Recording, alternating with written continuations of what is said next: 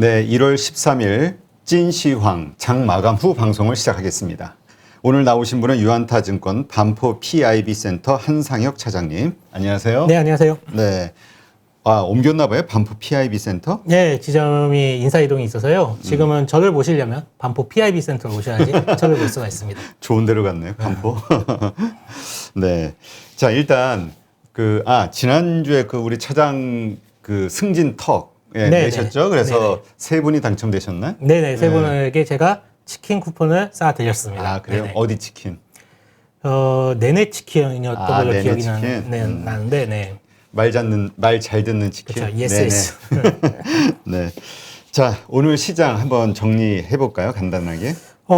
사실 이번 주에 큰 산들은 다 넘어가는 그런 분위기잖아요. 이제 옵션 만기에. 그쵸. 오늘 옵션 만기였고, 이번 주 생각을 해본다라고 하면, 연준 위원장이 파월 연준 위원장이 인사청문회도 있었고, 상당히 경계감을 많이 표현했던 미국의 물가지표도 이제 넘어가고, 오늘 옵션 만기까지 해가지고, 굉장히 이번 주에 시장의 변동성을 키울 수 있는 많은 재료들 좀 넘어가는 분위기였거든요. 그러면서 굉장히 시장이 변동성도 컸고, 저도 굉장히 시장을 보면서 경계감도 많이 했었고, 긴장도 많이 했었고, 지금 굉장히 피곤한지 저도 눈꺼풀이 파르르 떨려요. 하도 모니터를 집중해서 봤는지 아마 이렇게 보시다가 제가 눈꺼풀 떨리는 게 보일 수가 있을 건데, 그 정도로 아마 객장에 계신 분들은 많은 좀 긴장을 하시면서 좀 스트레스 많이 받았던 일주이지 않나라고 좀 생각을 하고 있고요. 오늘 시장을 본다라고 하면 다행스러운 거는 이제 옵션 만기 때 무난하게 좀 어느 정도 끝났어요. 보시면 수급적으로 본다라고 했을 때 사실 걱정했던 거는 어제 선물로 외국인이 한 1조 3천억 정도의 매수가 들어왔단 말이에요. 그렇죠. 그러면서 이게 혹시나 오늘 옵션 만기를 맞아서 혹시 대파는 매매가 좀 나오지 않을까라고 해가지고 좀 걱정했었는데, 물론 일정 부분 나오긴 했습니다. 한 7,700억 가까운 매도세가 나오긴 했지만, 그래도 현물에서 한 3천억 넘게 매수세가 좀 받쳐주면서, 그러면서 전반적으로 거래소 시장은 약보합, 그러니까 10포인트 정도 하락을 하면서 끝났고요. 다만 이제 코스닥이 지금 외국인의 매도세가 오늘 좀 많이 나왔어요. 보시면 2,500억 정도? 이 정도 매도가 나왔는데, 이렇게 매도가 나오면 외국인이 이렇게 매도를 하면 코스닥 시장이 좋을 수가 없죠. 그렇죠. 상대적으로 코스닥이 좀 약했고, 코스닥 같은 경우에는 한 0.8% 정도 빠지면서 좀 마감을 했습니다. 이번 주 이벤트는 대부분 다 넘어갔다라고 보시면 될 것 같고요. 코스피 지수는 한 3,000포인트 아무래도 저항선을 좀 작용하는 것 같고, 코스닥 역시도 한 1,000포인트를 좀 저항선으로 좀 작용하는 것 같습니다. 시장을 본다라고 하면 전반적으로 오늘 LG전자가 애플카에 대한 기대감이 다시 한번 나오면서 큰 폭의 상승을 했고, 또 이와 관련된 종목들이 또 들썩들썩했습니다. 애플카와 관련된 좀 연관성이 있다더라. 확인된 바는 아니지만, 이따가도 다시 한번 말씀을 드리겠지만, 이와 관련된 애플카와 관련된 이슈가 나오면서 그와 관련된 종목들이 좀 들썩했다라고 보시면 될 것 같고, 또 최근에는 2차전지 장비 쪽의 움직임들이 굉장히 좋게 흘러가잖아요. 그렇죠. 그래서 2차전지 장비 업종 역시도 오늘 큰 시세를 좀 내면서 주도 업종으로서의 면모를 계속적으로 보여주고 있다. 그래서 2차전지 장비 업종과 관련해서 또는 2차전지와 관련해서도 이따가 다시 한번 설명을 한번 드려보도록 하겠습니다. 네. 일단 어쨌건 옵션 만기일이라는 거를 감안하면 그냥 쏘쏘 이 정도 느낌인 것 같기도 하고, 근데 이제 개별 단주 섹터별로 보면은 성장주 쪽, 특히 NFT 메타버스 게임주들이 상당히 많이 빠졌어요. 어제도 많이 하락했는데. 맞아요. 일단 어쨌든 올 연말이라고는 얘기했지만, 이런 긴축, 연준의 긴축 행보, 이러한 것들이 금리 인상이라든가 이런 것들이 결국 성장주에 악영향을 주는 것이냐, 아니면 그냥 자연스러운 조정이라고 봐야 되느냐, 좀 헷갈리거든요. 제가 사실 이 부분에 대해서 고민을 저도 굉장히 좀 많이 하고 있고, 오늘 방송도 사실 이 부분을 집중적으로 좀 설명을 드리기 위해서 준비를 해왔거든요. 오늘 방송 한번 잘 들어보신다라고 하면 아마 올 한 해에 대해서 투자 전략을 세우시는데 아마 도움이 되실 거라고 좀 생각하고 있습니다. 일단 지금의 시장의 변동성을 키우는 요인은 누가 뭐라 해도 금리죠. 그렇죠. 금리에 대한 방향성 때문에, 그리고 금리가 올라가는 속도 때문에 시장의 변동성이 커지고 있는 거고요.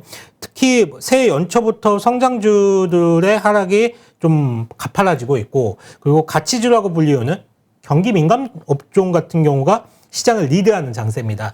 아마 많은 전문가들이 이 방송에 나와서 여러 말씀을 드릴 것이고, 그중에는 뭐 또 올해 성장주는 끝났다라고 이렇게 말씀하시는 분들도 계실 거예요. 좀 뉴스라든지 방송국 같은 방송에서 나오시는 많은 분들 중에서 이와 같은 컬럼들이 계속 올라오고 있거든요. 성장주는 이제 지는 해고 경기 민감주라든지 가치주가 뜨는 해다. 우리 포트폴리오를 이렇게 재조정을 해야 된다. 많은 말씀을 이렇게 하시는데 그냥 한번 생각을 해볼 만한 게 과연 금리가 상승한다라고 했을 때 성장주가 끝일 것이니까 이 부분은 한번 곰곰이 한번 좀 생각을 해볼 필요가 있습니다. 저는 결론적으로 그렇지 않다라는 좀 생각을 가지고 있거든요. 예를 한번 들어볼게요. 가장 최근에 미국이 통화정책 긴축이 들어갔던 것이 2014년 때 그때부터 통화정책 긴축이 들어왔습니다. 그러면서 코로나가 터지기 전 2019년까지 약 6년 동안 통화정책 긴축 모드로 들어갔었는데 2013년에 테이퍼링이 처음에 언급이 되고 2014년부터 테이퍼링이 시작이 되었죠. 그리고 2015년에는 셰일가스가 발견이 되고 그러면서 유가가 급락하다 보니까 제조업 경기가 위축이 되다 보니까 연준이 긴축적인 행보를 좀 뒤로 물러섰어요. 그러다가 주가 지수도 어떻게 보면 이 기간에 좀 박스권이었는데 2016년에 트럼프가 집권을 하면서 인프라 투자를 늘린다라고 하니까 채권 금리가 상승을 했고 그러면서 미 연준이 금리를 올리기 시작을 했습니다. 그림 한번 같이 한번 보시면서 이 부분에 대해서 한번 설명을 드려보도록 할게요.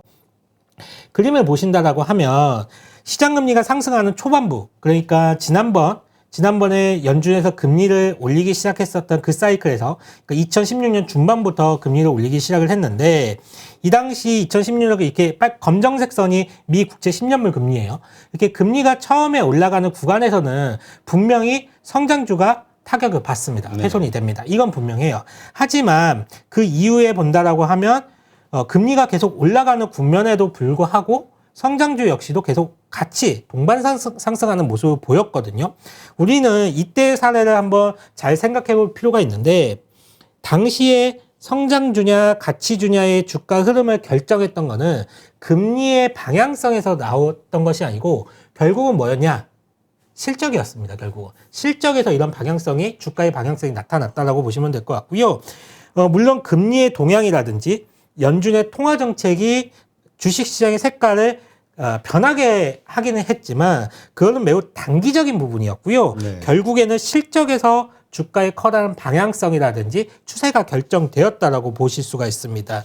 이 당시에 생각을 해보시면 2017년, 18년, 19년 이렇게 넘어 코로나 이전까지 이 시대에 미국 시장을 주도했던 섹터는 IT, 그러니까 팡이라고 불렸던 그 종목들이 어마어마한 실적 개선세를 보여주었고 그렇기 때문에 이들 종목을 위주로 해가지고 기술주 위주의 주가 상승을 좀 보여주었거든요. 반면에 우리가 금리가 상승하면 어떤 업종이 가장 좋다라고 알고 있죠? 가장 기본적으로 금융업이죠. 금융업종이 가장 좋다라고 알고 있잖아요. 그림 한번 같이 볼게요. 이게 금융업종 주가 추이를 빨간색 선은 나타내는 건데 이 당시에 이렇게 금리가 올라가잖아요. 근데 빨간색 선이 이 금융업종 같은 경우에는 처음에는 올라가요. 금융업종이 처음에 올라갔다가 나중에는 추세를 오르지 못하고 이렇게 다시 빠져버리는 모습이 나타나는데 이거는 왜 그러냐면 연준이 긴축적인 행보를 보였을 때, 그러니까 금리를 올리기 시작을 했을 때 물론 예대 마진이 개선되는 모습을 보이긴 했지만 금융업종이 실적 개선폭이 그렇게 크지가 않았어요.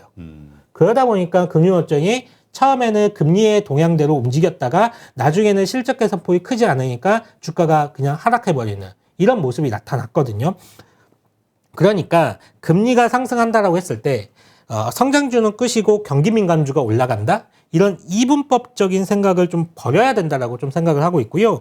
금리가 상승을 한다라고 해도 실적이 개선된다라고 했을 때 그렇다라고 하면 성장주도 충분히 올라갈 수 있는 텀은 좀 많이 있다라고 좀 이해를 하시면 좋으실 것 같습니다. 그러면 올해는 어떻게 될 것이냐?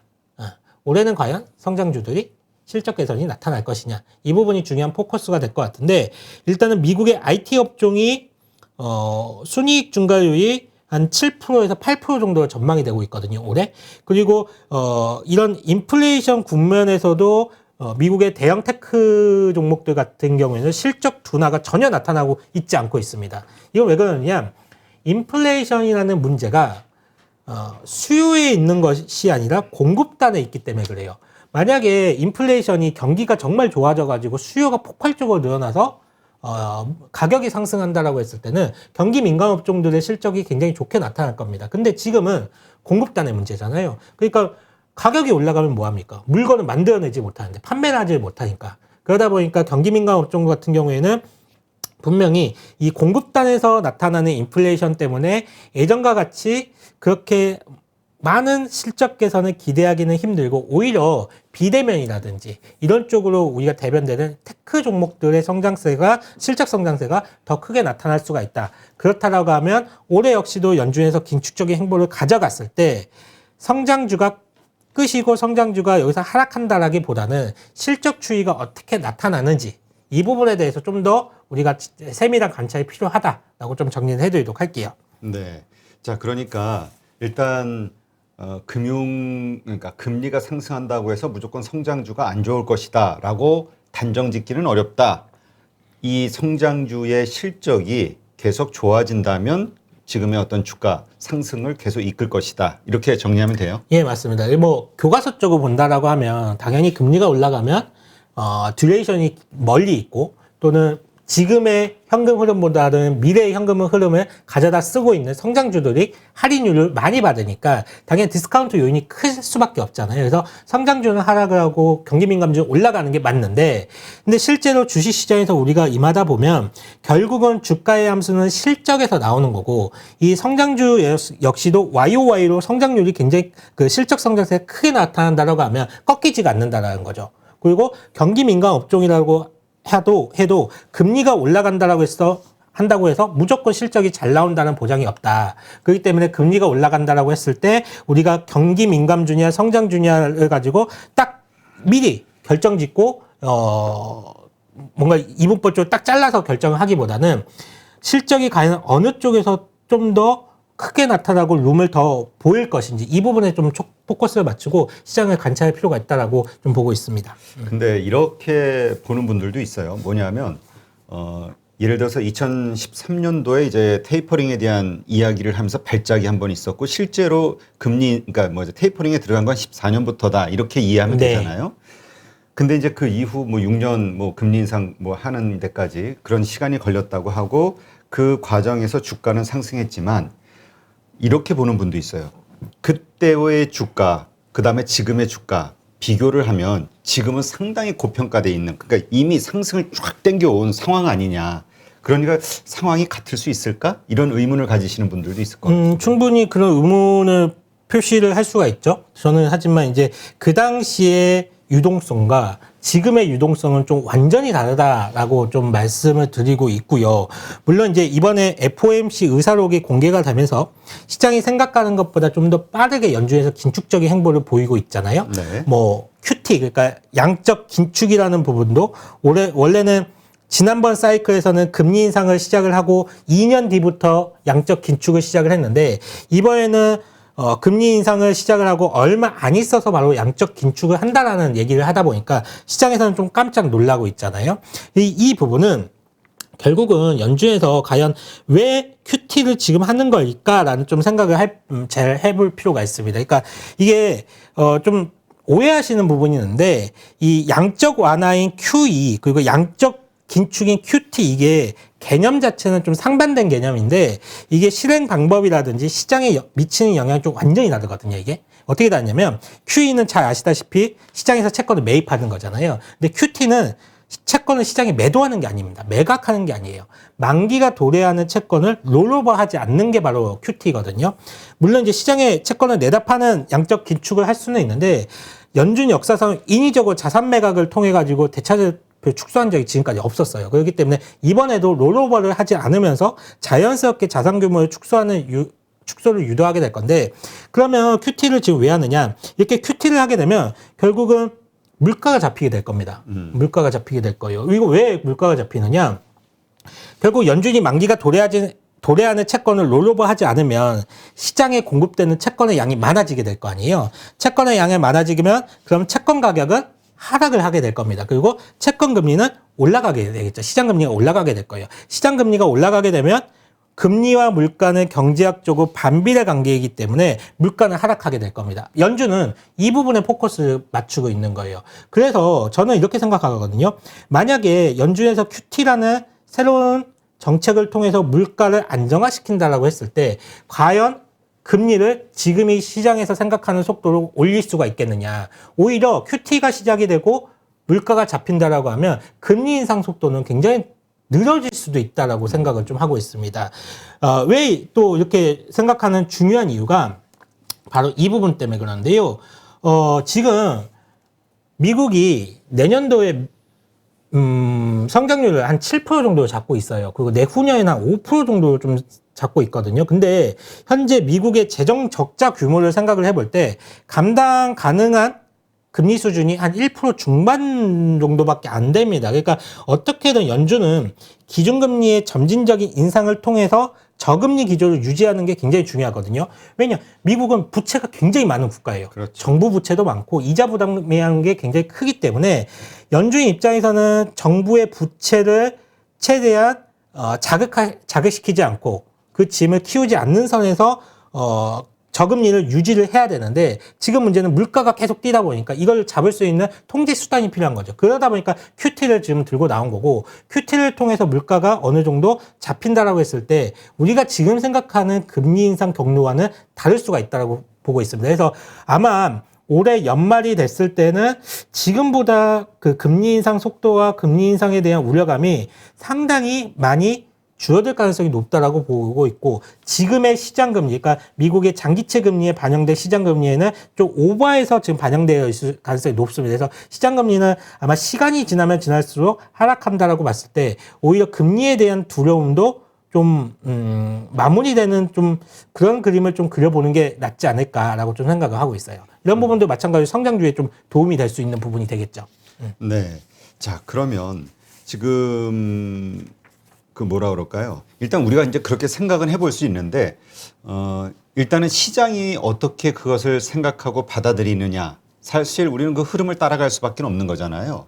근데 지금 어쨌건 이러한 현상들이 벌어졌을 때 나오는 시장의 어떤 반응, 그러니까 주가의 추이, 섹터들의 어떤 움직임 이런 거를 봤을 때 어쨌건 성장주는 지금 되게 그 충격을 받는 것 같다는 생각이 들거든요. 그러니까 왜냐면 많이 하락을 하니까.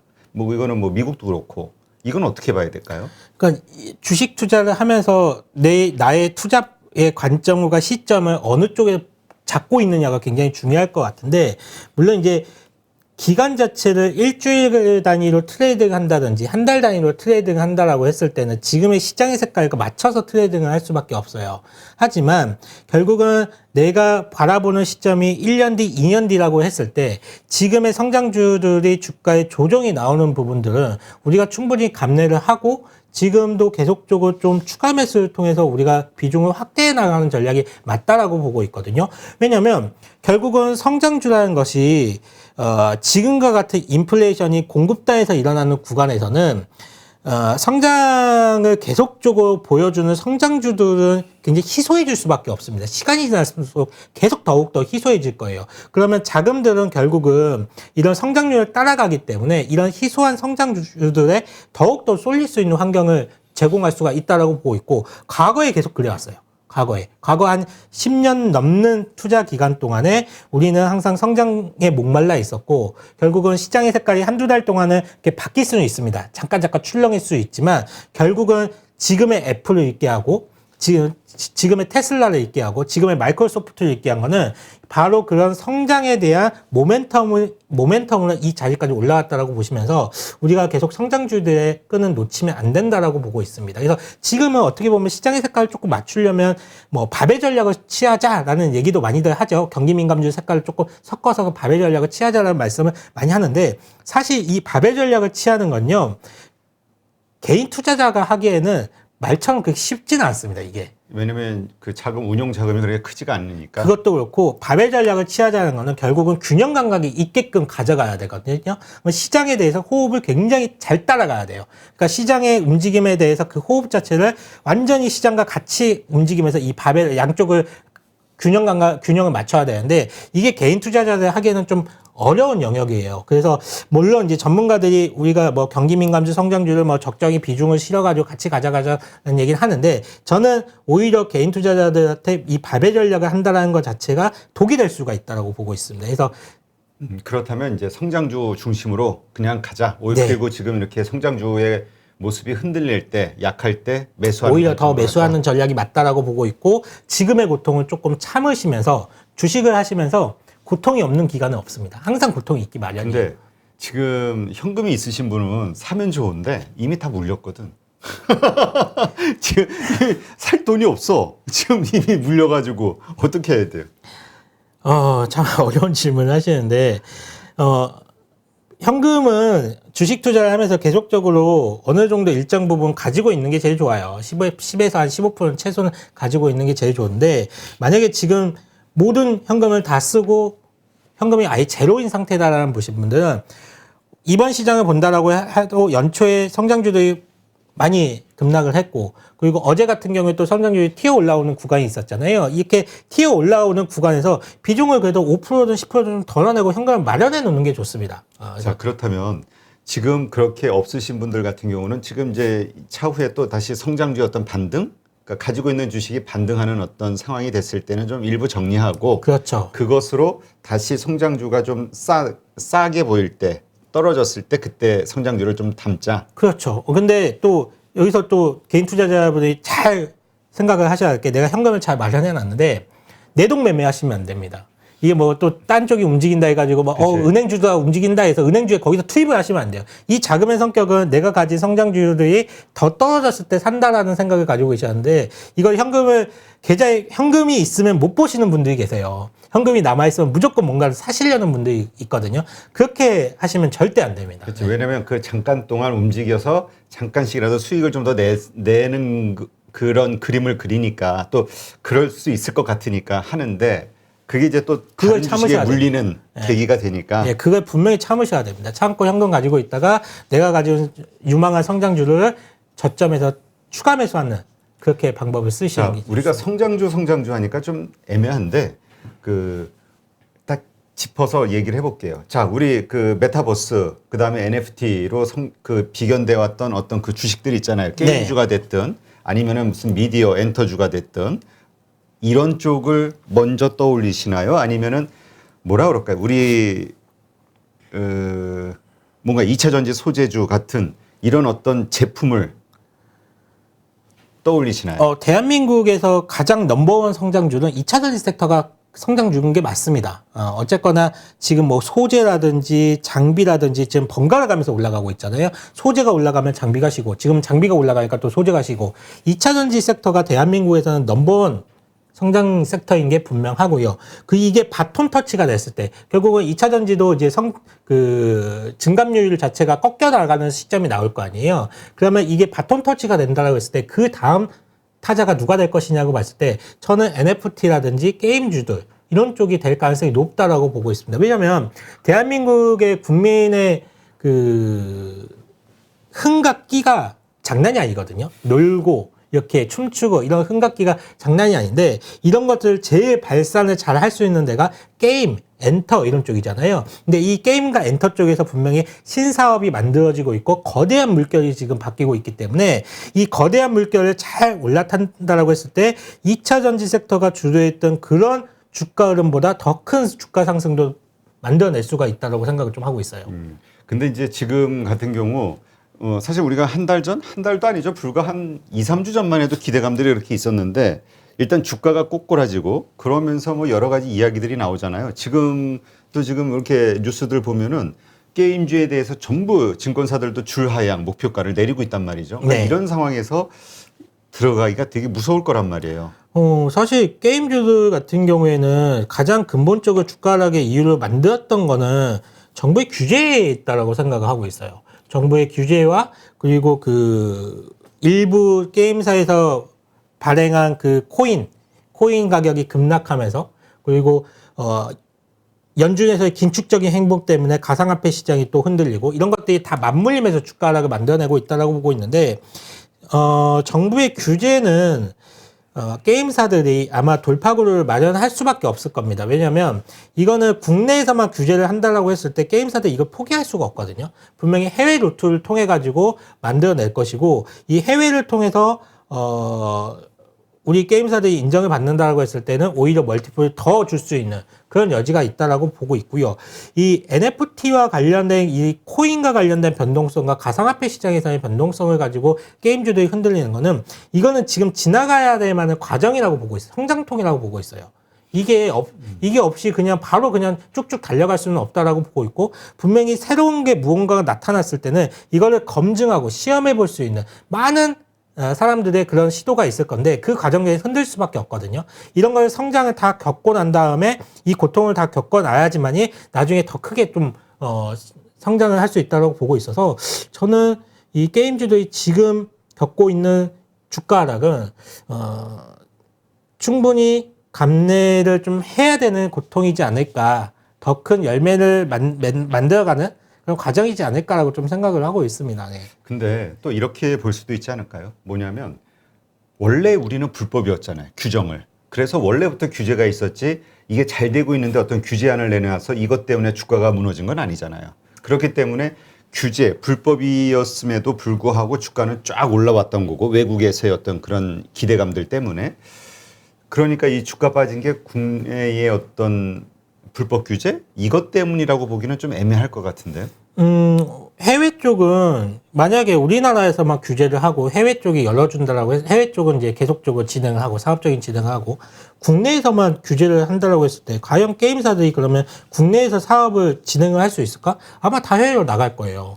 해외로 다 나갈 수밖에 없을 거예요. 그래서 국내 규제도 결국은 글로벌 트렌드가 그쪽 방향으로 가고 있다라고 하면 이 규제 역시도 분명히 바뀔 수 있다라고 보고 있거든요. 근데 우리가 이제 지금 P2E 이제 돈을 번다. 그러니까 돈을 벌기 위해서 게임을 하는 사람. 그러니까 이게 결국 게임의 뭐라 그럴까요? 근본이 뭘까? 근본이 뭘까 하면 재미가 있어야 되잖아요. 재미로 즐기는 거고. 그 재미로 즐기는 사람들이 정말 많이 모였을 때 그게 이제 시장이 하나 형성이 맞아요. 된다 생각되고, 그 사람들이 거기서 사는 게 결국 아이템 거래니까. 맞아요. 이 아이템 거래가 활발해졌을 때 그와 연계된 어떤 뭐 가상 자산, 화폐 이런 것들이 같이 연계가 되면서 이 게임의 상승작용이 일어나는데, 첫 번째 질문.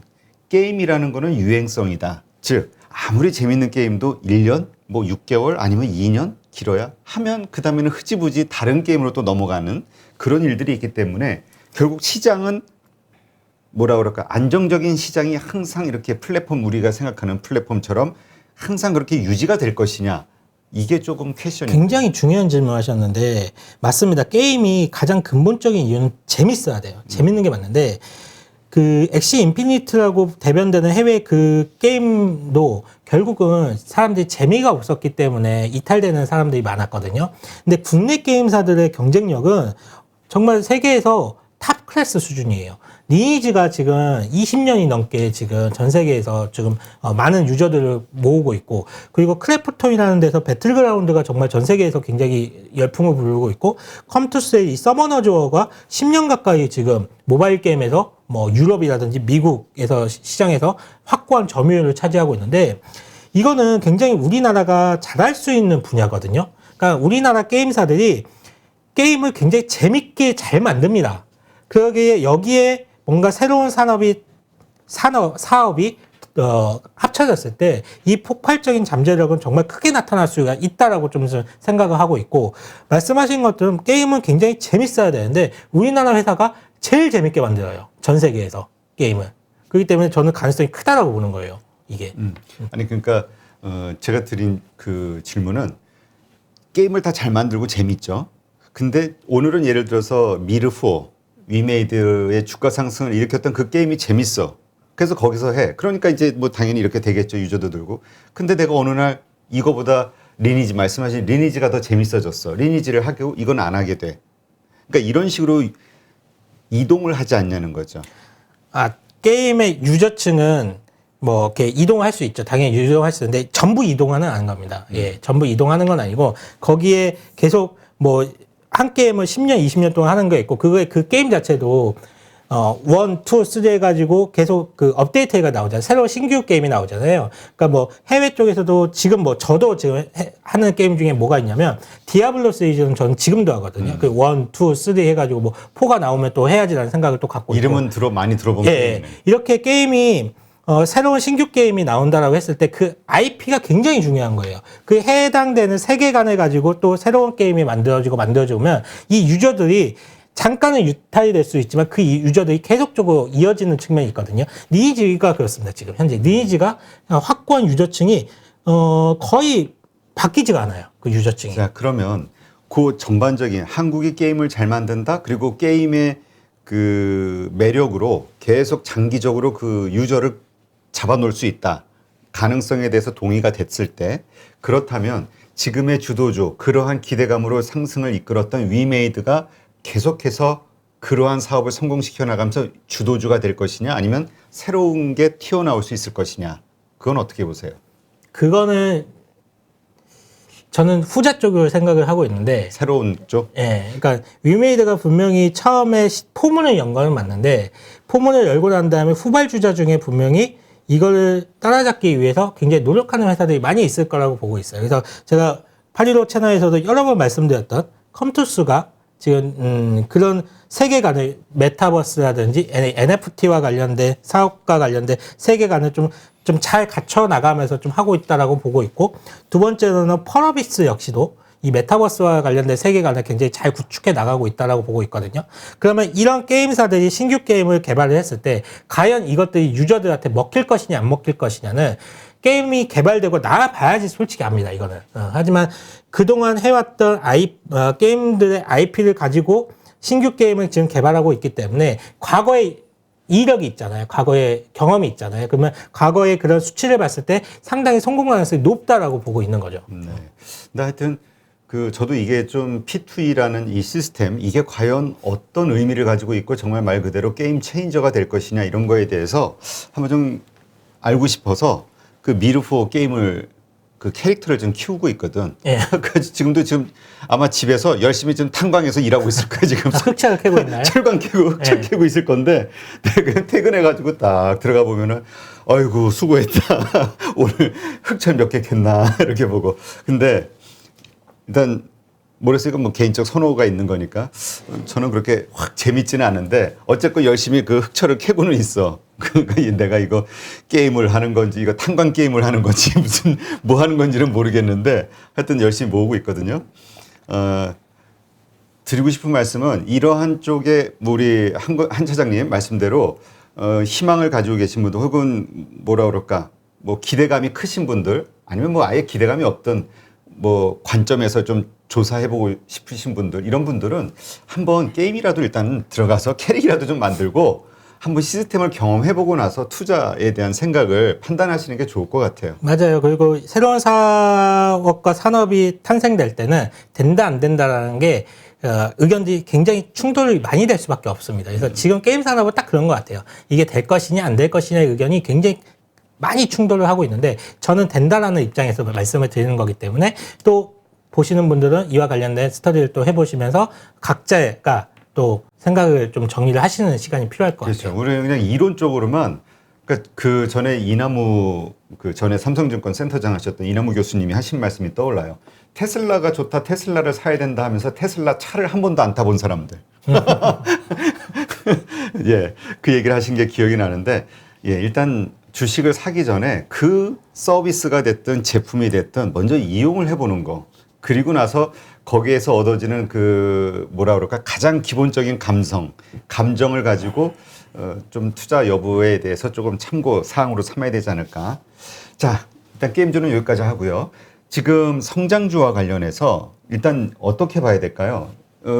지금 우리가 이렇게 얘기했던 것처럼 성장주의 개념을 지금 돈을 당장은 벌지는 못하지만 이렇게 기대감을 가져다 주는 이 모든 것으로 포커스를 넓힐지 아니면 어떤 분들 말씀대로 정말 미국 같은 경우라면은 빅테크 기업들 우리가 아마존이니 뭐니 이런 기업들 성장주라고 하잖아요. 하지만 돈을 잘 벌고 재무적 그 뭐랄까 상황이 아주 튼튼한 이런 기업들 위주로만 오를 것이다. 이렇게 보는 분도 있거든요. 현금 흐름이 튼실한 종목들만 오를 것이다. 이렇게 사실 그렇게 보면 국내에서는 투자할 종목들이 하나도 없어져요. 그 개념을 보면.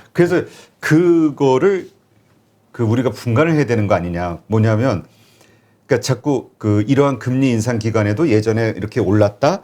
그리고 그 올랐던 것만큼 지금 오를 것이다. 이게 과거처럼 주가가 PSR, PDR로 계산되는 그런 당장 매출이나 이익이 크지 않아도 기대감을 주는 주식도 그 성장주, 상승하는 성장주 범위에 넣을 것이냐. 실제로 테슬라나 이런 것처럼 매출이라든가 이익이 발생되는 성장주만을 이쪽 상승할 수 있는 성장주 그룹에 넣어야 되느냐. 이게 지금 되게 헷갈리거든요.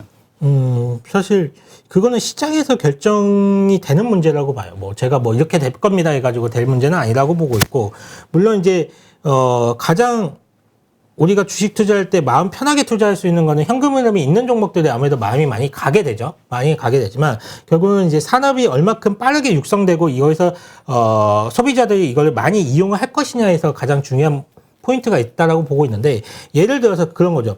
이게 뭐 VR 기기라든지 AR 기기 헤드셋 같은 경우에는 지금 이쪽에서 사업을 진출하고 있고 이 사업을 진행하려는 회사들 같은 경우에는 현금은 거의 없거든요. 왜냐면 뭐 VR 기기 쓰는 사람이 많이 없으니까. 하지만 이거는 결국은 글로벌 회사들 같은 경우에는 지금 VR 기기를 앞으로 출시할 예정으로 좀 다 준비를 하는 회사들이 상당히 많잖아요.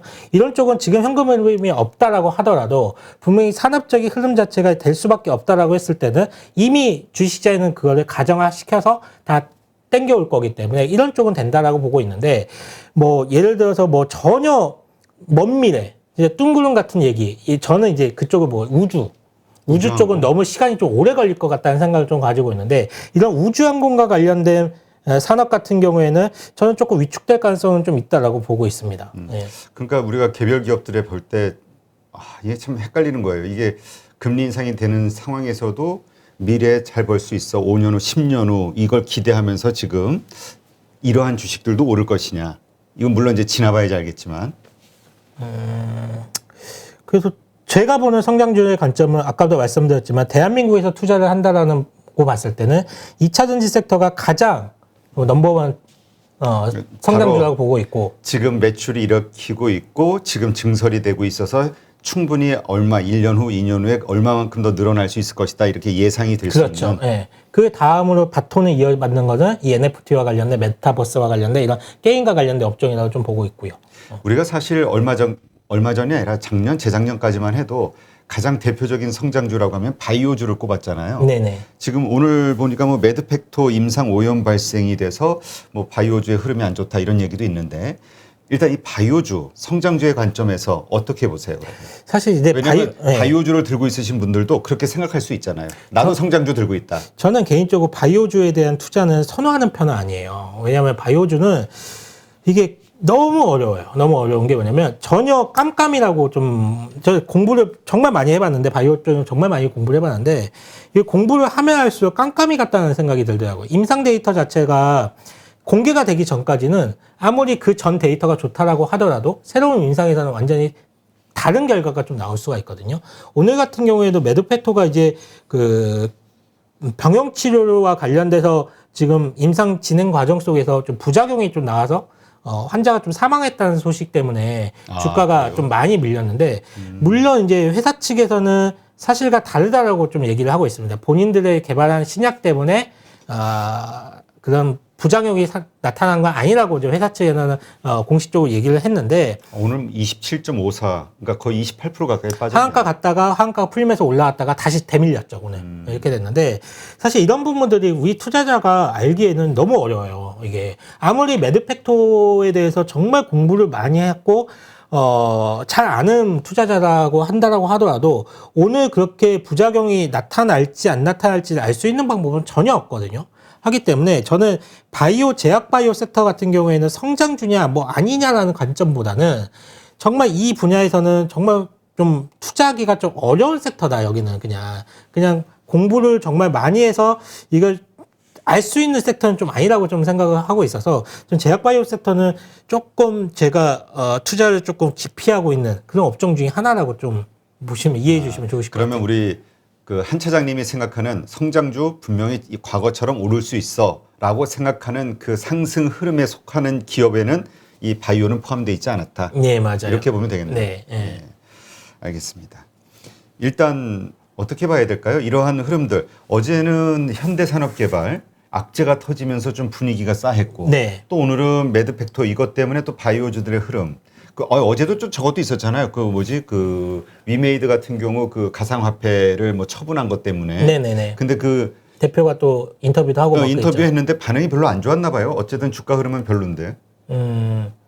위메이드 저도 그 인터뷰를 보지를 못했어요. 저는 보지를 못했고 다만 시장에서 평가를 하는 거는 주가가 굉장히 좀 많이 오른 상태에서 이런저런 논란이 있다 보니까 그거에 대한 차익 실현이 아직까지도 계속적으로 나오고 있다라고 보고 있고 완벽하게 해소는 못한 것 같습니다. 주가의 반응을 봤을 때 이 완벽하게 해소가 됐다라고 하면 분명히 주가가 오늘 크게 좀 상승이 나왔어야 되는데 대표는 그거에 대해서 뭐 해명을 했겠지만 투자자들 완벽하게 조금 이해시키기는 좀 힘들었다라고 보고 있고요. 그리고 뭐 건설 같은 경우에는 사실 있어서는 안 될 일이잖아요. 그렇게. 그렇죠.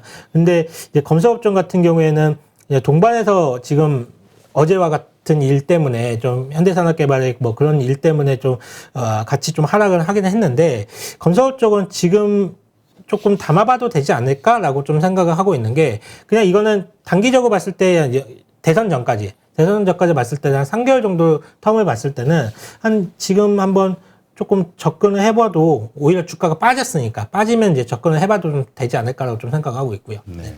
지금 뭐 사실 건설주들 보면 차트가 다 바닥권에 있는데 지금 어디를 좀 탑픽으로 보세요? 이 건설주들 가운데서는? 제일 지금 뭐 GS건설을 탑픽으로 좀 생각을 하고 있는데요. GS건설 탑픽으로 생각하는 이유는 사실 제가 뭐 성장주들을 위주로 좀 매매를 하다 보니까 GS건설이 폐배터리와 관련된 신사업을 진출하는 부분이 있거든요. 그래서 그런 폐배터리와 관련된 모멘텀이 있는, 그러니까 건설 업종이라고 한다고 하더라도 순수 그냥 건설만 하는 그런 게보다는 새롭게 뭔가 사업을 준비하고 뭔가 시도를 하려고 도전을 하려는 그런 회사를 좀 찾다 보니까 GS건설이 좀 나오더라고요. 그래서 GS건설을 탑픽으로 좀 생각을 하고 있어요. 네. 근데 그 현대건설 가지고 있으신 분들은 왜 현대엔지니어링 상장 이것으로 인한 그 어떤 모멘텀이 좀 크지 않을까 기대를 하고 있는데 그 부분은 어떻게 보세요? 저는 그렇게 크지는 않다라고 보고 있습니다. 왜요? 네. 이게 시장에서 그러니까 핫한 섹터는 아니라고 보고 있거든요. 그러니까 이번에 LG 에너지 솔루션이 상장을 하면서 상당히 기대를 많이 했던 부분들은 LG 에너지 솔루션이라는 회사 자체가 전 세계에서 가장 핫한 섹터인 2차전지 섹터에 들어있기 때문에 주목을 많이 받았다라고 보고 있는데 현대 엔지니어링은 솔직히 냉정하게 얘기하면 그렇게 핫한 섹터는 아니거든요. 그렇기 때문에 저는 이와 관련된 모멘텀은 굉장히 좀 제한적이지 않을까라고 좀 생각을 하고 있어요. 네. 네. 자, 그러면 지금 어떻습니까? 지금 현재 시장 어쨌든 뭐 일경이 기관 투자가들의 투자액을 모으니까 뭐 일경이 됐다 뭐 이런 화제를 띄우고 있는데 LG 에너지 솔루션 청약 지금 뭐라고 할까요? 이 관련돼서 이제 주가 흐름이 조금 더 이제 개인들의 투자 자금이 월요일까지는 뭐 만들기 위해서 매도가 있을 수도 있고 그러다 보면은 시장이 어려울 수도 있다 이렇게 보는 분도 있는데 어쨌든 이런 조정이 있을 때 살만한 가장 최선호 섹터 혹은 주식으로 어디를 봐야 될까요? LG 에너지 솔루션이 상장하면서 주가가 만약에 하락을 했을 때 사야 될 섹터. 뭐냐면 요즘 뭐 기판 업체들, 뭐 반도체 뭐 이런 쪽들 흐름이 좋잖아요. 뭐 IT 쪽은 뭐 계속 좀 주목을 할 필요는 있다라고 좀 생각을 하고 있는데 사실 LG 에너지 솔루션이 상장을 하고 직접적으로 아마 가장 큰 주목을 받는 거는 지금 시장에서 딱 보여주지만 장비 회사들이 제일 좋을 것 같아요. 2차전지 장비 쪽이. 2차전지 장비. 예, 이쪽이 가장 좀 주목을 많이 받을 수밖에 없다라고 보고 있는 게 결국 LG 에너지 솔루션이 지금 상장을 하면서 계속 뉴스가 나오는 것들이 홍보를 계속 하고 있잖아요. 자기네들이 뭐 언제까지 투자를 얼마큼을 더 해가지고 뭐 몇 년 2025년까지 우리가 뭐 얼마큼 이익을 예, 뭐 이런 식으로 지금 계속 홍보를 하고 있잖아요. 이런 뉴스 플로우가 만들어지는 것들이 결국은 장비 회사들 같은 경우에는 같은 말로 하면 장비 발주가 그만큼 많이 쌓이고 있다는 소식과 같거든요. 그리고 2차전지 장비 회사들 같은 경우에는 물론 최근에 주가가 많이 올랐어요. M+를 대장으로 해가지고 정말 많이 오른 상태인데 작년 연말까지만 하더라도 장비 회사들 같은 경우에는 빈집인 경우가 상당히 많았습니다. 그러니까 소재 업체들과 상당히 차별성을 많이 보였던 게 소재 업체들 같은 경우에는 작년에 실적이 괜찮게 잘 나왔어요.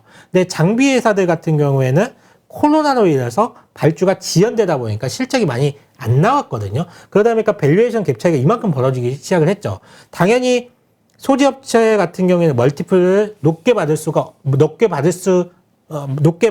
수밖에 없고, 장비 회사 같은 경우에는 수주 산업이기 때문에 멀티플을 조금밖에 못 받는 요소도 분명히 있습니다. 그러면서 이 밸류에이션 갭 차이가 굉장히 벌어졌는데, 그러다 보니까 2차 전지 쪽에서 굉장히 소외받았죠, 장비 쪽이. 근데 지금 LG 에너지 솔루션의 상장 때문에 여러 저런 뉴스들이 나오면서 SK 이노베이션 역시도 SK 이노베이션도 좀 캐파 증설과 관련된 얘기가 계속 나오다 보니까 이 장비와 관련된 발주 소식이 상당히 크게 들려올 가능성이 높고, 작년에 지연됐던 발주까지 합쳐진다라고 하면 이 빈집인 장비 회사들 같은 경우에는 시장의 주목을 좀 많이 받을 수 있다라고 보고 있어서 LG 에너지 솔루션이 상장을 했을 때 첫 번째로 볼 수 있는 쪽은 장비 회사들이다라고 보고 있고, 두 번째는 SK 이노베이션입니다. SK 이노베이션. 예, 두 번째는 SK 이노베이션이 왜냐면 LG 에너지 솔루션이 상장을 하고 난 다음에 이 유통 물량이 얼마 안 될 거예요. 지금 나오는 얘기로는 유통 물량이 한 10% 정도밖에 안 된다라고 보고 있거든요. 그러면 이 LG 에너지 솔루션을 담지 못하는 기관들이 분명히 생겨날 겁니다.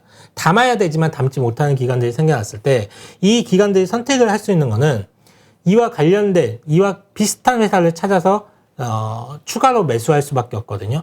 LG 에너지 솔루션과 사업적인 영역이 비슷한 거는 SK 이노베이션하고 지금 삼성 SDI밖에 없잖아요. 이 두 회사를 살 수밖에 없습니다. 하지만 지금 봤을 때는 SK 이노베이션의 기업 가치가 상당히 저평가되어 있기 때문에 SK 이노베이션을 기관들은 더 선호할 가능성이 높습니다. 그러니까 이제 결국은 LG 에너지 솔루션의 가치가 높게 시장에서 형성이 됐을 때 결국은 삼성 SDI나 SK 이노베이션, 와 이거 싼 거 아니야? 이런 이제 인식이 커질 수밖에 없잖아요. 예, 근데 그 가운데서도 둘 중에서는 SK 이노베이션이 좀 더 나아 보인다. 네, SK 이노베이션이 삼성 SDI보다 훨씬 더 지금 싸게 거래가 되고 있거든요. 그게 그 블룸버그가 뽑은 50대 기업 거기에도 포함이 됐죠. 예, 거기에도 그렇게. 들어가 있죠. 예. 살만한 주식.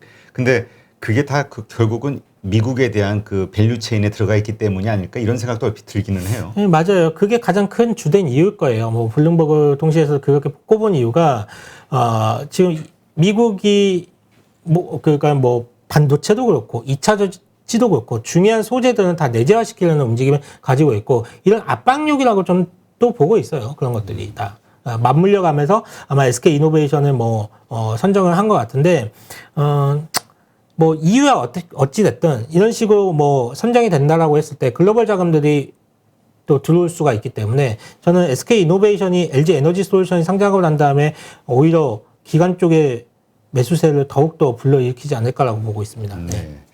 근데 장비주, 2차 전지 장비주와 관련해서는 이거는 계속 사용하는 게 아니라 한번 설비가 끝나고 나면은 이제 또 그 다음 때까지는 또 상당한 텀이 있는 거기 때문에 지금이 고점이냐 아니냐에 대해서는 좀 논란이 있거든요. 그러니까 지금 샀다가는 또 고점에 물리는 거 아니냐. 또 한편으로 이제 더 상승할 수 있는 여력이 좀 있다. 이렇게 보는 분도 있지만. 2차 전지 장비 쪽은 제가 말씀을 드리지만 이미 주가가 한번 슈팅이 나왔어요. 그렇죠. 이미 꽤 오래 한 2, 3주 올라왔잖아요. 네, 한번 슈팅이 나왔기 때문에 이걸 지금 여기서 따라가시는 것은 절대 하면 안 됩니다. 다만 주가라는 거는 계속 아무리 좋은 종목이라도 계속 올라가는 종목들은 없거든요. 분명히 조정의 텀이 나옵니다. 이 조정의 텀을 이용을 해가지고 스터디를 지금부터 해 나가실 필요가 있다라고 보고 있고, 말씀하셨지만 장비 사업 같은 경우에는 수주 산업이기 때문에 멀티플을 20배, 30배씩 못 받아요. 그러니까 주가가 계속 올라간다라는 거는 그 룸 자체는 이제 한계점이 있는 상태에서 계속 주가가 올라가는 거기 때문에 그 상승의 폭은 점점 줄어들 수밖에 없다라고 보고 있거든요. 그래서 지금 당장 장비 회사들 접근하시는 건 별로 좋은 선택이 아니고, 다만 LG 에너지 솔루션이 상장을 하고 난 다음에 그 전에라도 분명히 주가의 조정기가 분명히 나올 겁니다. 그때 아마 접근을 하시면 좋을 것 같고, 이와 관련된 회사들 중에 괜찮은 회사들, 아직 오르지 못한 회사들이 분명히 올라갈 거거든요. 그러니까 얘가 가네, 또 제가 가네, 그러면 얘도 가야지 라고 해가지고 분명히 순환매가 돌 거예요. 이 순환매 관점에서 한번 접근하시는 게 제일 좋다라고 보고 있습니다. 그렇다면 지금 많이 오른 그 주도주 혹은 대장주, 이게 아니라 그냥 그 섹터 내에서 아직 부각이 안 된, 그걸 뭐 어떻게 표현하지? 변두리주? 후발주자. 후발주자? 네. 좋은 말이 있었네. 네. 후발주자에 집중을 하자. 예, 맞습니다. 아, 그래서 지금 장비 쪽에서 대장은 M+가 무조건 맞아요. M+. M+가 지금 가장 큰 시세를 내고 있고, 이게 그럴 수밖에 없는 게 SK향 매출 비중이 굉장히 높거든요. 거의 90% 이상이 SK 이노베이션, 그러니까 SK 온이죠. SK 온 쪽으로 나가고 있는데, SK 온 자체가 그 2차 전지 후발주자로서 굉장히 공격적인 증설을 지금 진행을 하고 있기 때문에 이와 관련된 수혜를 좀 직접적으로 받으면서 M+가 가장 큰 주가 상승은 보이고 있는데, 이 뒤에서 따라가는 종목들이 분명히 있습니다. 이 뒤에서 따라가는 종목들, 뭐 예를 든다라고 하면 제가 보고는 종목들은 뭐 엔시스라든지 또는 하나기술이라든지 이런 종목들이 후발주자라고 좀 할 수가 있는데, 이렇게 후발주자들을 우리가 조금 눈여겨봐서, 아까도 말씀드렸지만 주가가 M+가 조정이 나올 때 이들 종목도 다 같이 조정이 다 나올 거예요. 그때 한번 접근해 보시면 좋을 것 같아요. 네. 알겠습니다. 자, 그럼 이제 내일장 한번 전망 전략을 한번 짜볼까요? 일단 뭐 그렇겠죠. 내일 장이 오늘 미국 나스닥 시장에 영향을 받든 안 받든, 요새 뭐 디커플링 되는 경우도 많으니까 내일 장이 또 하락을 하기 시작한다. 좀 장이 이렇게 어렵다 했을 때의 대응 전략, 혹은 상승했을 때의 대응 전략.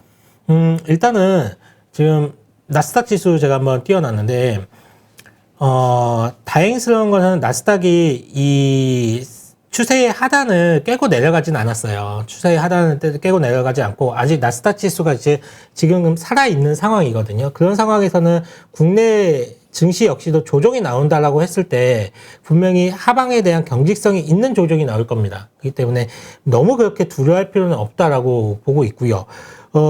국내 증시는 지금 수급적인 변수가 제일 커요. 지금 LG 에너지 솔루션 상장을 가지고 수급적인 변수가 제일 크고 있고, 그리고 연초에 터졌던 오스테 임플란트 그 이슈 때문에 자금이 많이 묶여있는 펀드들이 상당히 많고요. 그래서 사실 국내 시장 같은 경우에는 펀더멘탈적인 요소보다는 수급적인 요소에 의해서 지금 주시장이 많이 흔들거리고 있기 때문에 이 수급적인 요소는 결국은 풀립니다. 수급적인 요소는 풀릴 수밖에 없어요. 그래서 나스닥 시장이 만약에 이렇게 견조한 모습을 보이는 가운데서 국내 시장이 하락을 한다라고 했을 때는, 저는 앞서 말씀을 드렸지만 제가 바라보고 있는 성장주를 조금 매수를 좀 진행을 해볼 생각을 갖고 있고, 분할 매수의 관점에서 네, 시장에 너무 겁먹지는 않으셨으면 좋겠습니다. 만약에 시장이 상승한다면, 그러니까 왜냐하면 아까도 잠깐 얘기하셨지만 상승할 때는 조금 일부 매도하고 하락을 했을 때 그 뭐 원하는 주식을 그 하락 시기를 이용해서 사보자, 이런 얘기를 하셨기 때문에 뭐 일괄적으로 뭐 이렇게 하셔요라고 말씀을 드릴 수가 없는 게, 다른 분들이 다 계좌의 컨디션이 다 다르기 때문에, 그래서 정말 현금이 전혀 없이 주식만 100%가 가지고 계신다라고 하면 당연히 3,000포인트가 넘어가는 수준에서는 일정 부분 덜어내야죠. 덜어내고 현금을 만들어내는 게 좋죠. 하지만 내가 주식을 뭐 한 70% 정도 갖고 있고 현금 한 30% 정도 갖고 있는 분들이 주가 지수가 3,000포인트가 넘어갔을 때 굳이 여기서 수익 실현을 한다라고는 생각을 하고 있지는 않습니다. 그래서 이런 분들 같은 경우에는 오히려 한 3,150포인트 이 정도까지는 좀 열어놓고 보는 게 낫지 않을까라고 좀 생각을 하고 있어요. 네. 그러면 우리 한 차장님 같은 경우, 자, 내일 주식을 산다고 했을 때 성장주 가운데 2차 전지 소재주 관련해서 뭐 LNF가 됐든 아니면 뭐 에코프로비엠이 됐든 어쨌든 그 소재와 관련된 주, 그 다음에 메타버스 관련된 게임, 뭐 그게 위메이드가 됐든 컴투스가 됐든 양쪽이 하락을 하고 있어요. 그랬을 때 어떤 주식을 먼저 살 거예요? 저는 지금은 게임주를 사고 있습니다. 게임주? 네. 이유는요? 하락폭이 좀 더 커요. 아, 하락폭이 더 네. 크다는 거? 네, 하락폭이 크기 때문에 지금은 게임주를 더 사고 있고요. 그리고 2차전지 소재 섹터 같은 경우에는 앞서 말씀을 드렸지만 LG 에너지 솔루션이 상장하고 난 뭐 전후 ETF 자금이라든지 MSCI 지수의 리밸런싱이라든지 아직 넘어가야 될 산들이 많고 잠재적 물량이 좀 더 있다라고 보고 있기 때문에 최대한 1월 이후에 좀 사보려고 좀 노려보는 섹터고요. 지금은 하락폭이 지금 더 세게 나오는 게임주들 더 매수를 진행하고 있습니다. 네, 알겠습니다. 네, 하여튼 뭐 요즘 장이 어렵다 보니까 대응하기가 참 쉽지 않다, 어렵다, 힘들다 이렇게 얘기하시는 분들이 채팅창에 워낙 많으셔가지고 네, 한번 다각적으로 한번 살펴봤고요. 아, 오늘 그 낮에 그 종목 상담이 하나 들어왔는데 그 못 해드린 게 하나 있는데 이거는 아무래도 우리 한 차장님이 잘해주실 것 같아서. 어떤 종목이죠? DI 동일. DI 동일과 관련해서 DI 동일의 아버지 뭐 이렇게 어떤 분은 얘기하시던데 한 차장님은 이게 저희 거기에 나왔나요? 거기 저희 채널에 상담이 네. 올라왔나요? 종목 상담. 뭐 DI 동일 같은 경우에는 저는 전혀 걱정할 필요가 없는 주식이라고 생각을 하고 있거든요. 왜요?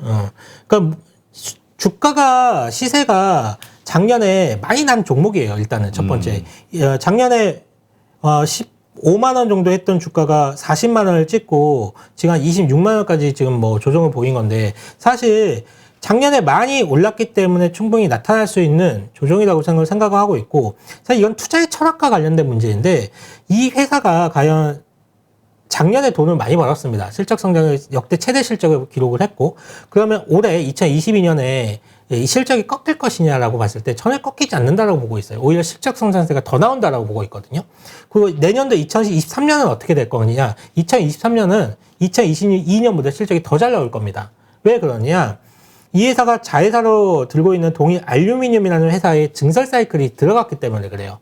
마찬가지로 2차 전지와 관련된 소재인 알루미늄 박 증설이 진행이 되고 있기 때문에 작년보다 올해보다 내년도에 분명히 실적 성장폭이 더 크게 나올 종목입니다. 그렇기 때문에 저는 이런 그림을 봤을 경우에 저는 이런 하락이 두렵지는 않아요. 그래서 이건 뭐 투자의 철학과 관련된 문제이고 사실 저는 뭐 지금 가격대라고 하면 충분히 신규 매수라든지 이렇게 노려보신다라고 하면 관심을 가지시고 한번 보시면 좋으실 것 같아요. 네. 근데 DI 동일은 보니까 주가는 뭐 한 26만 원대인데 거래량이 상당히 작네요. 이건 뭐 거의 뭐라 그래요? 그거 액면 분할 같은 거 해야 되는 거 아니에요? 거래량 좀 늘리기 위해서? 네, 맞아요. 이 회사 같은 경우에는 지금 액면가 5천 원짜리고 자사주가 한 27%가 좀 잠겨 있고요. 뭐 최대 주주 물량이라든지 이런 거 다 했을 때 유통 물량이 얼마 되지가 않아요. 그렇기 때문에 가장 큰 문제는 이렇게 거래량이 별로 없다라는 게 가장 큰 문제거든요. 8천주 이래가지고 뭐 어디 해서 아마 지금 뭐 소액주주들이 요즘에 행동주의라든지 이런 걸 적극적으로 표시를 하잖아요. 그래서 회사 측에 계속적으로 뭐 이렇게 거래량을 증가시키기 위한 액면분할이라든지 무상증자라든지 이런 요구를 지금 계속적으로 하고 있는 것으로 좀 알려져 있고요. 회사 측에서도 뭐 이와 관련돼서는 계속 검토를 하고 있는 것으로 좀 알려져 있기 때문에 뭐 이렇게 거래량이 부족한 부분은 뭐 조금 개선되는 그런 정책이 좀 나오지 않을까라고 기대를 좀 하고 있습니다. 네. 네. 알겠습니다.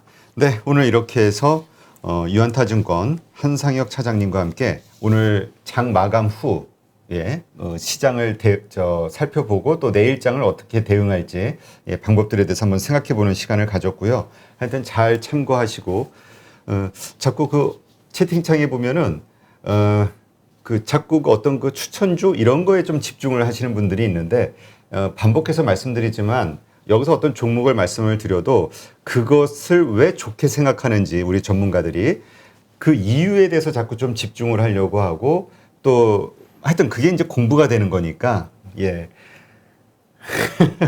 하여튼 너무 정답을 원하시는 분들이 많으셔서 주식시장에는 정답이 없어요. 네.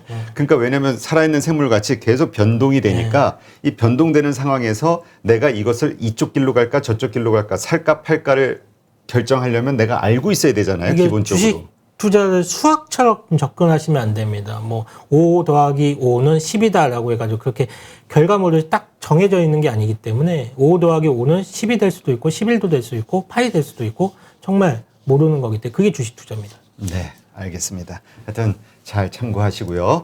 자, 오늘 좋은 인사이트 고맙습니다. 감사합니다. 네, 수고 많으셨습니다.